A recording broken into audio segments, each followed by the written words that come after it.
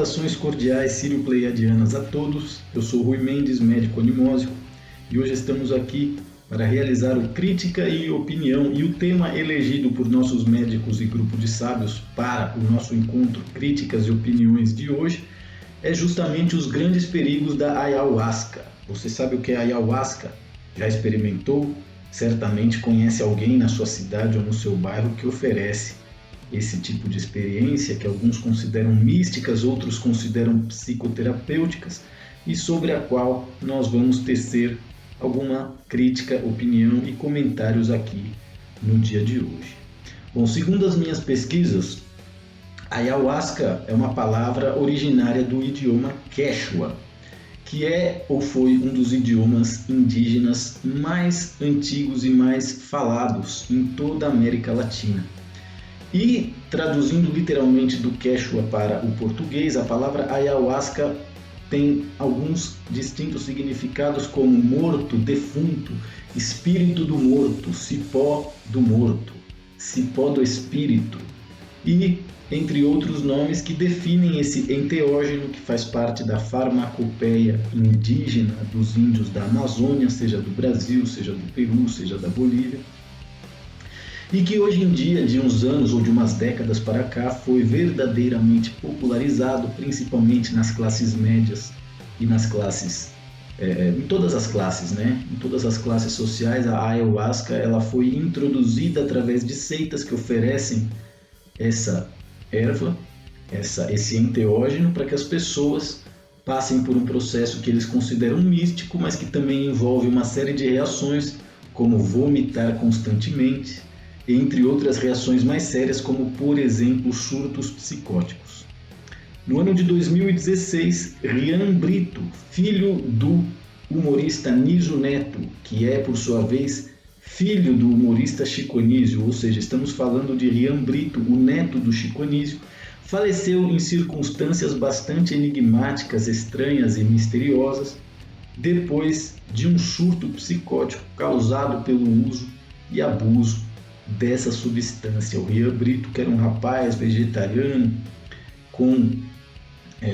que gostava de yoga, que gostava de meditar, foi seduzido por uma dessas seitas lá no Rio de Janeiro, de maneira que ele começou a ingerir doses cavalares de ayahuasca a ponto de passar por um surto psicótico e parar numa cidade que ele nunca tinha ido e que ninguém da família dele foi. E lá ele foi encontrado morto, afogado e etc.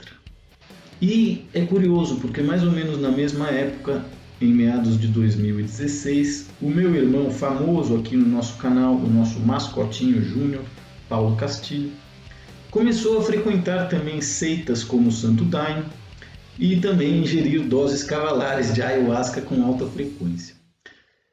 Mas assim, saindo um pouco do plano da ayahuasca, né? A ayahuasca não é o único enteógeno na natureza que promove esse tipo de experiência lisérgica, transcendente, mística e etc. E eu me lembro muito bem quando nós éramos adolescentes, eu devia ter por volta dos 13, 14 anos, e o Paulo devia ter por volta dos 16, 17, e nós fomos fazer uma viagem à Ilhabela.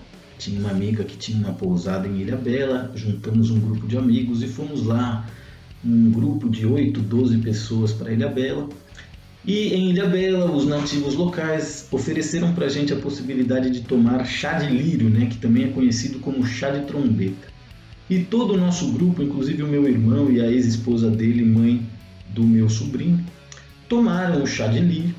E a verdade é que eu tomei mais do que todas aquelas pessoas lá e simplesmente não bateu. Eu não tive nenhuma experiência, eu simplesmente fui dormir.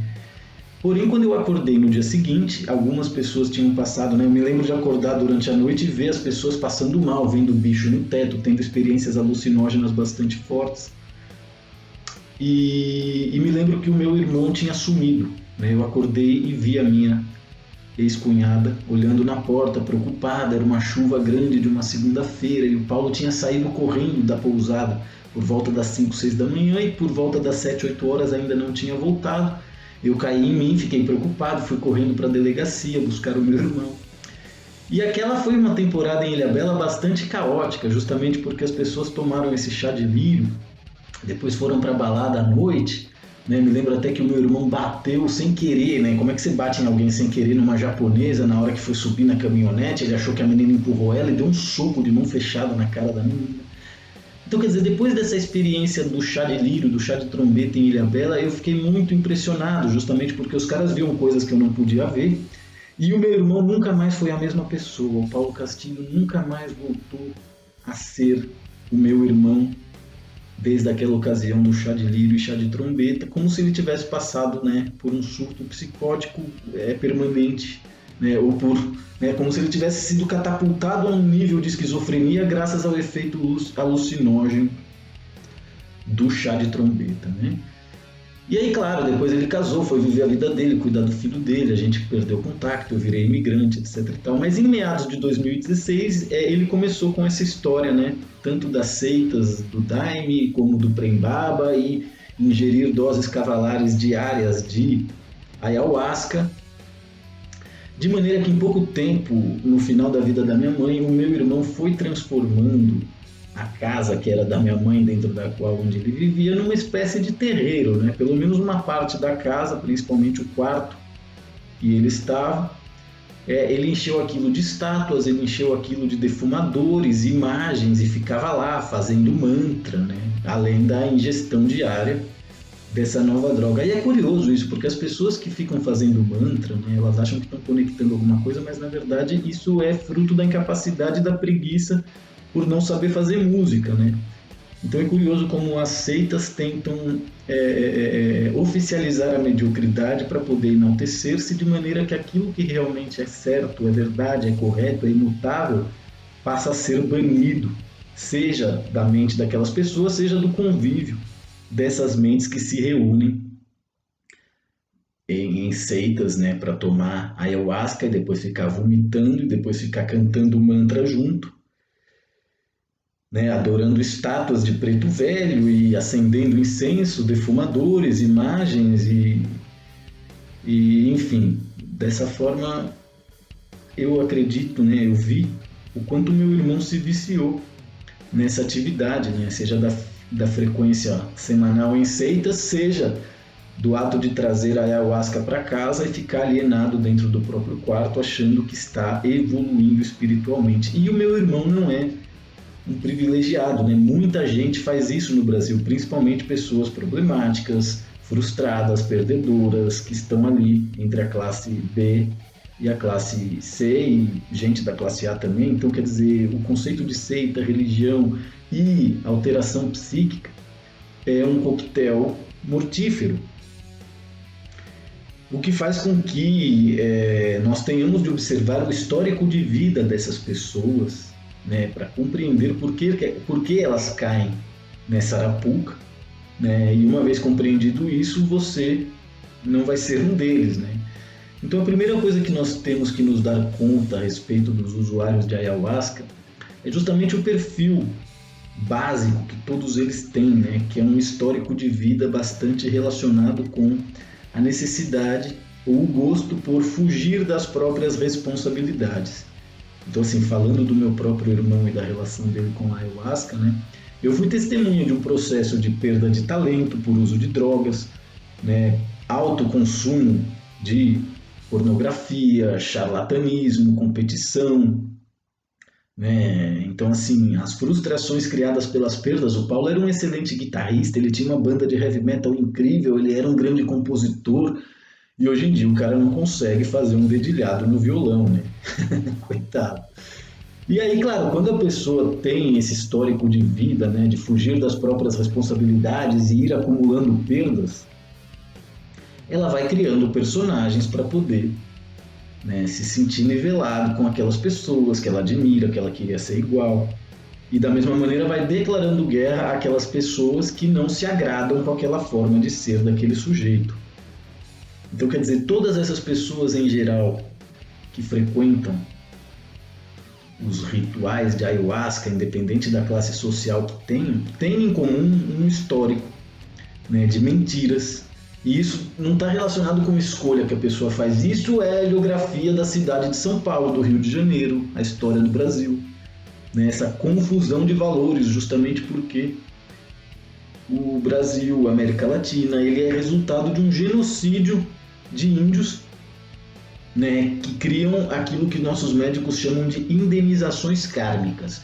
Então você pode ter certeza que num caso como o filho do Chico Anísio, certamente que por detrás desse surto psicótico existem entidades desse mundo enteógeno, que são entidades de segunda densidade, ou seja, são humanoides psiquicamente animalizados muitas vezes e por isso consomem energias negativas e fazem o trabalho de assédio e obsessão. Então é quase certo que no caso como esse, do rapaz que sai, viaja, acaba se matando,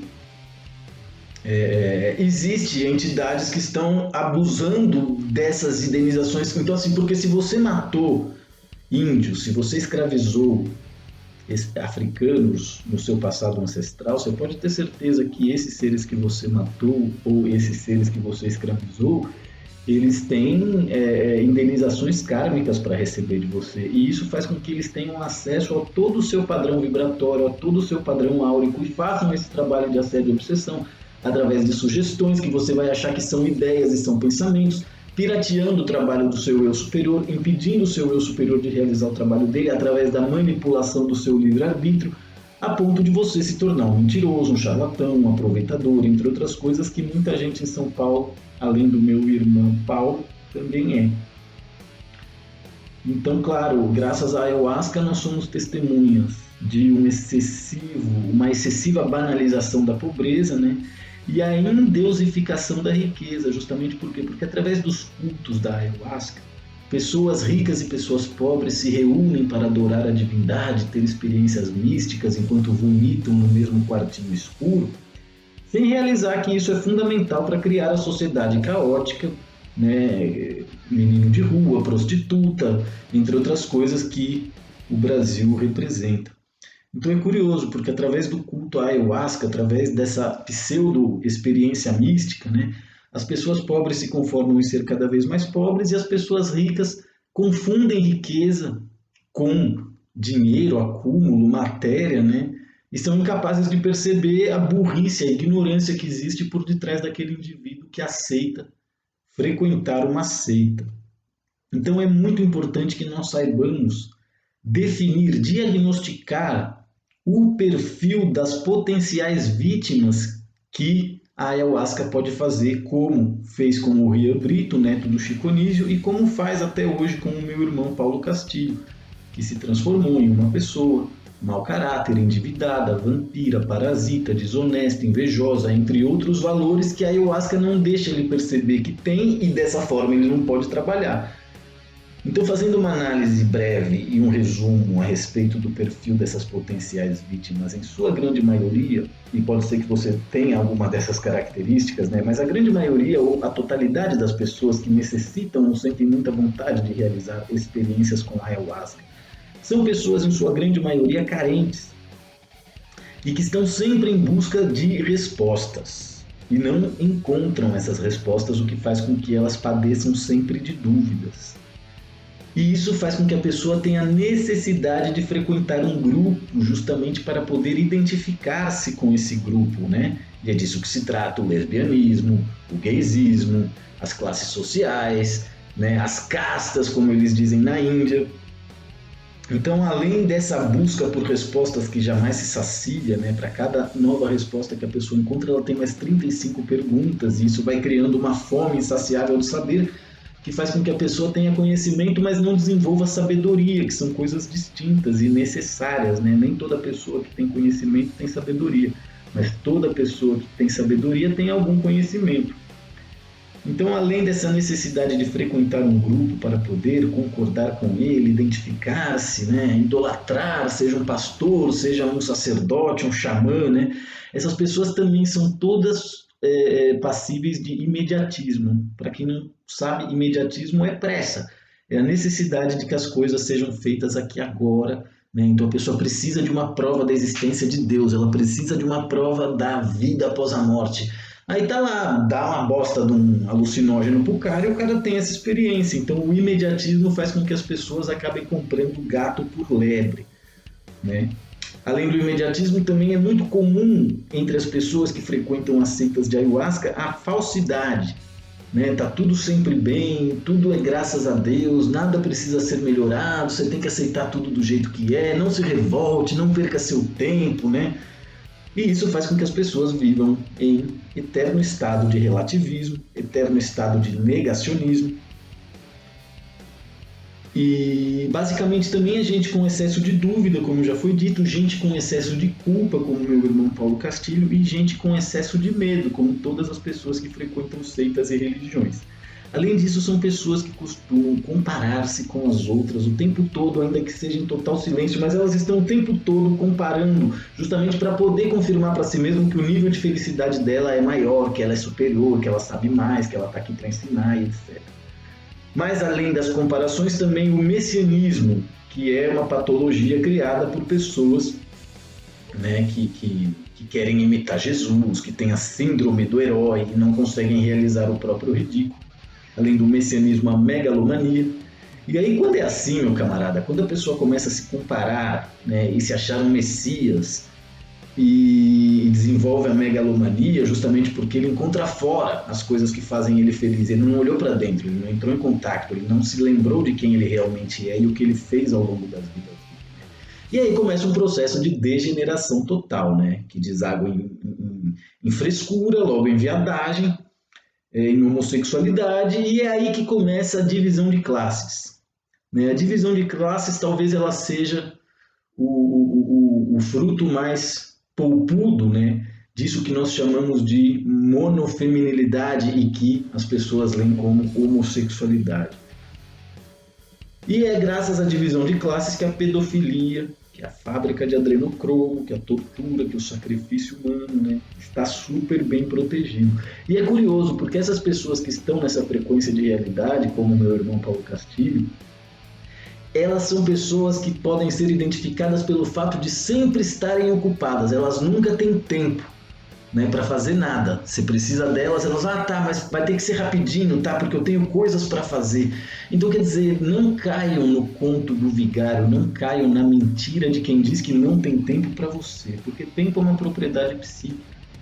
É você quem administra. Então as pessoas que dizem não tenho tempo para isso, não tenho tempo para aquilo, porque necessitam ficar fazendo cursos, atividades, etc. e tal, essas pessoas estão em estado de fuga, justamente porque elas não podem entrar em contato com os próprios traumas e menos ainda curar, cicatrizar, viver livre do efeito que esses traumas geram ao longo de toda a nossa existência. Então, se você gosta da Nemosia Quântica, do Rui Mendes, da Casa Real Sagrada de Sirius Grey Alpha e do Grupo de Sábios, essa é a nossa opinião e a nossa crítica. Ninguém precisa de ayahuasca para ter experiências místicas, para conectar-se com o próprio eu superior. Essa é apenas uma maneira fácil de ter impressões e sensações, mas também altamente enganosa, né? Uma faca de dois gumes, como dizem, ou de dois legumes, como tirava sarro as pessoas. Então lembrem-se disso, não se impressionem pela ayahuasca, ainda que você possa ter uma experiência, ela é um atalho para um nível de sensibilidade, não é a chegada no final do caminho. E está aí a biografia de esquizofrenia, competição, inveja e maltrato criada pela pessoa do meu irmão. Né? Então, claro, uma pessoa com o histórico do meu irmão, que é um propagador de traumas, é natural que a ayahuasca seja algo pelo qual ele se apaixone e faça muito sentido.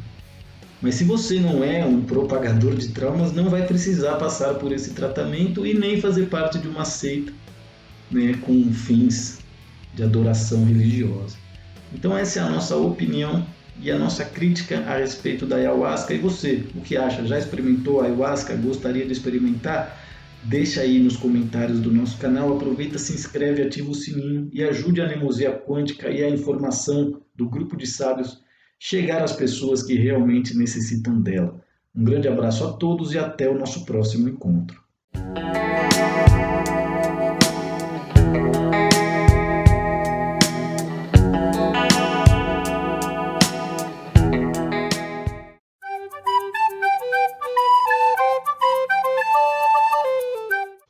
Hoje eu quero convidar vocês todos para conhecerem as nossas aulas de cozinha online e a grande oferta que estamos realizando durante o mês de março de 2021. Por um donativo de apenas R$ 600 em moeda brasileira durante o mês de março de 2021, você receberá 4 aulas de cozinha com tempo mínimo de 2 horas cada aula. Aprenderá como escolher, manusear, preparar e degustar os alimentos. Conhecerá a história dos alimentos, ingredientes, temperos e como fazer receitas mágicas de diferentes formas com eles. Além de tudo isso, você vai aprender o valor medicinal e terapêutico dos alimentos e terá toda uma nova relação existencial com essa nobre arte da gastronomia e de alimentar-se bem.